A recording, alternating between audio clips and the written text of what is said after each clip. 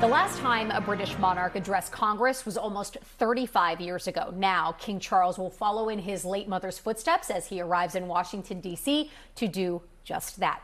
Joining me now to discuss the state visit is Marlene Koenig, expert in all things royal. Marlene, thanks so much for joining us. You're welcome. First things first, before the address to Congress, obviously, the King and Queen will meet with the President and First Lady on this 4-day state visit. Talk to us a little bit about what's on the docket first. Well, the visit is first and foremost to share in the celebration of our 250th anniversary. It's obviously the King doesn't hold a grudge. And it will be done showing various support, speaking before Congress, going to the White House, attending a state dinner, going to the British Embassy for a garden party.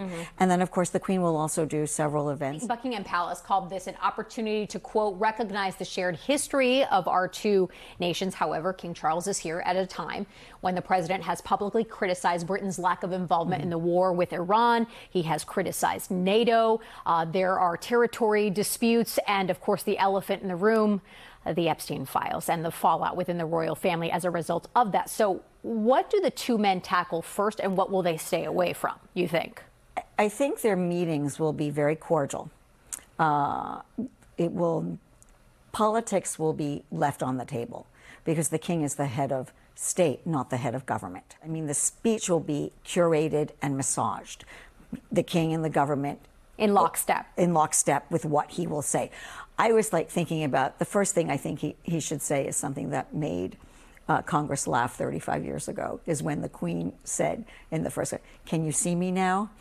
Because, of course, at the White House, she had the talking hat. Yes. And most photographers were unable to see her. But the most part is to celebrate the common heritage that we share.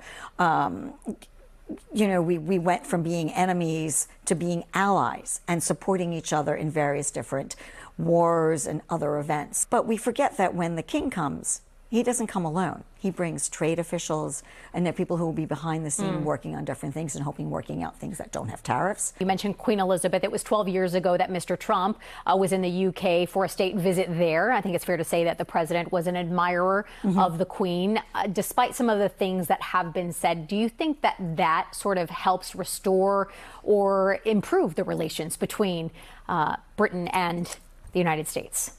I think it'll take a lot more to repair the political issues. Yes, the president likes the royal family, but the King is a diplomat.